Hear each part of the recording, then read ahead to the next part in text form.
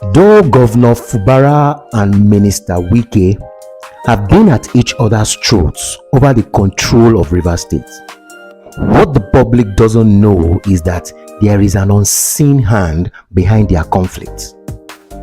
A source who is well informed about the power struggle shared some unbelievable truths with me and warned me not to reveal their identity.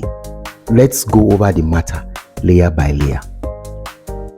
Since Nigeria's return to democracy in 1999, all governors of Rivers State have tried to leverage the state's strategic political influence and vast resources to achieve national ambition, especially the presidency, but have consistently failed, starting with Dr. Peter Odili. Peter Odili governed Rivers State from 1999 to 2007. Emerging as a significant figure in Nigerian politics by the end of his tenure, his presidential ambition for the 2007 election was widely recognized, and he was viewed as a strong contender within the People's Democratic Party (PDP). Odili's campaign was well funded, buoyed by his control of the state's vast oil resources. However, despite his momentum, Odili's ambition was reportedly thwarted by then-President Olusegun Obasanjo, who had immense influence over the PDP's nomination process. After Odili, Rotimi Amechi succeeded as Rivers State Governor.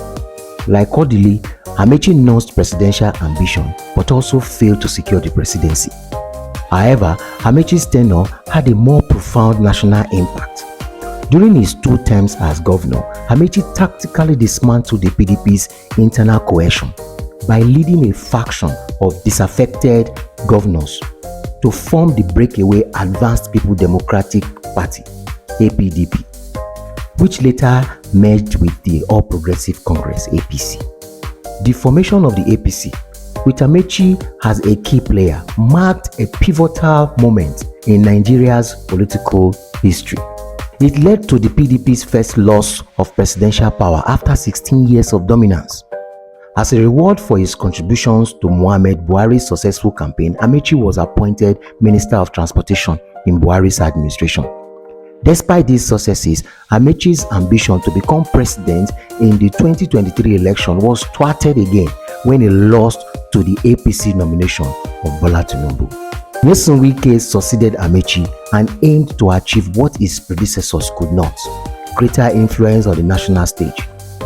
When Wike failed to secure the PDP's presidential nomination for the 2023 election, he took a different approach from Amechi. Instead of defecting to the APC, Wike chose to remain in the PDP. Through a reliable source within Tinubu's camp, I learned that there was a last-minute pressure on Wike to defect to the APC, but he refused, citing that doing so would be injurious to his popularity and could make supporting Tinubu more difficult. However, he struck a covert alliance with Tinubu's camp while remaining in the PDP. Wike's strategy was to maintain control of Rivers State as a bargaining chip, boasting that his grip on the state's political machinery would keep him relevant. Rivers State, with a large voters base comparable to Lagos, would allow him to remain a decisive player in future presidential elections.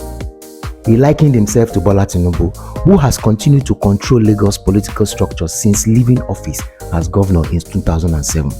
After the 2023 presidential election, when the APC lost in Abuja, Wike once again managed to convince Tinubu to make him Minister of the Federal Capital Territory.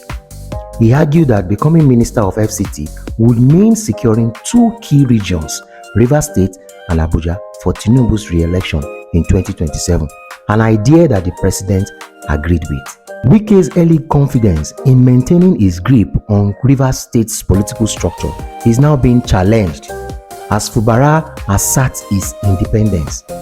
This sudden fallout has left Wike in a precarious position, threatening his plans to remain relevant in future political dealings, while raising concerns about Tinubu's chance for re-election. My source revealed that the conflict in Rivers State is now further complicated, as both Tinubu and Wike have vested interest in the political outcome of the oil-rich state. Given the state's role in determining presidential election results, Tinubu is keen on keeping it within his political fold. There is also speculation that some within Tinubu's camp, concern about Wike's growing influence, arrogance, and past actions are quietly supporting Fubara's rebellion. From what I gathered, Wike's position as Minister of the FCT is seen as too strategic, particularly considering that the FCT's revenue is no longer sent to the Treasury single accounts, but is now reportedly under Wike's control. This effectively gives him the status of a super governor comparable to those of Lagos and Rivers states. These Tinubu allies believe that if Wike loses control over Rivers State, his influence and relevance will diminish, ultimately humbling him. The struggle for control over Rivers State goes beyond personal ambition. It has broader implications for Nigeria's political future. Wike's desire to retain Rivers as a political stronghold, much like Tinubu's influence in Lagos, faces a formidable challenge for his former protege, Fubara. With Tinubu's own political future potentially tied to the outcome, the battle for the rivers has become a critical aspect of Nigeria's political landscape. The resolution of this conflict will determine who ultimately controls the state's vast political influence and who remains a major player on the national stage. Tinubu and his camp are directly a force behind the conflict between Wike and Fubara. They are trying in all means to reduce the influence and to clip the wings of Wike, seeing him as potential trouble and threat for the re-election of Tinubu in 2023. For more tips, stories behind the scene, and critical views on all matters, politics, religion, lifestyle, health, sport, science, technology, and both local and international current affairs, subscribe to this page now.